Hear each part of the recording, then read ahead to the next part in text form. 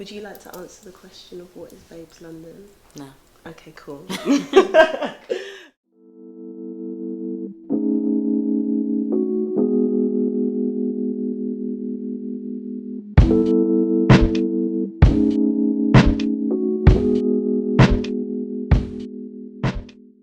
So, Babes is a collective. It's a curatorial and creative production collective consisting of 7 artists. We DJ, we create space for queer, trans and non-binary people of colour.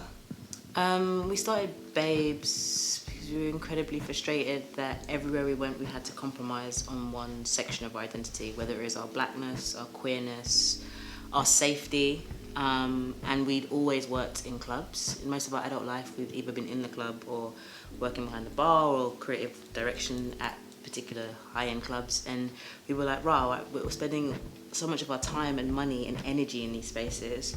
Why don't we throw our own night? Yeah. And I felt in particular a lot of queer spaces were very white, cis, like quite homonormative, and we just wanted a separate space. So in 2016, was it? Yeah. I think we had a really, really rough year that year, and both of our art practices were just dwindling. You studied photography, I studied film, but we weren't practicing, and we just left uni. We're in that lull when you're like, what do I do? And so we were like, let's put an art exhibition / club night in a Caribbean restaurant, and the rest is history. I suppose it's really interesting because the reasons why we started Babes in the first place of that feeling of like confusion and loss out of what the hell do you do once you leave uni, and where we're at with the reasons why we're continuing to do Babes is so different. So I feel like my idea of freedom has definitely changed. I think in 2016 I felt like freedom was being around people that understood me, and I feel like now it's far more about understanding myself. So I don't know about you, how's your perception of freedom changed? No, on like a personal level, I definitely feel the same. Yeah. But also I think a lot of, back then I thought freedom was like access and capital, which, don't get me wrong, is incredibly important, but Yeah. I think community is way more integral to the kind of person I want to become and the kinds of things I want to do. How freeing has it been?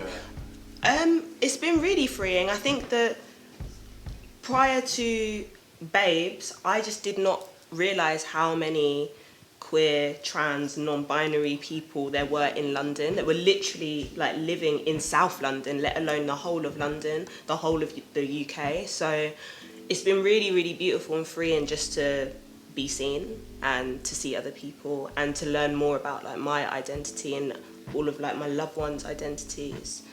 And I'm so like happy and privileged to have this community around me.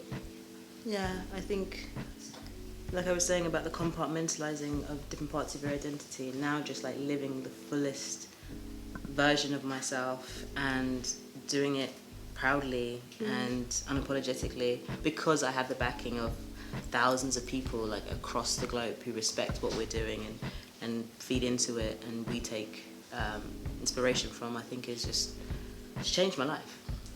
I feel like we're always just trying to tell like youngers to be kind and be kind to themselves and not put too much pressure on yourselves, and especially in this moment with social media being so prevalent and impactful, just don't watch other people too hard, because it's just never gonna give you, it's not gonna give you anything really.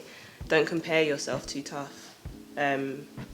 It's already hard trying to be you, so don't make it harder by trying to compare yourself. Did that make sense? Yeah, Yeah. totally. I would say in regards to like gender, sex, even race, I would say no one is ever one thing. You are constantly evolving, you're constantly changing. The people you want to be around and who you will like roll with will change consistently. You are not one thing. Don't let anyone tell you you're a binary and you must exist in one way. Like tomorrow you could change. And that's fine. It's beautiful to do that.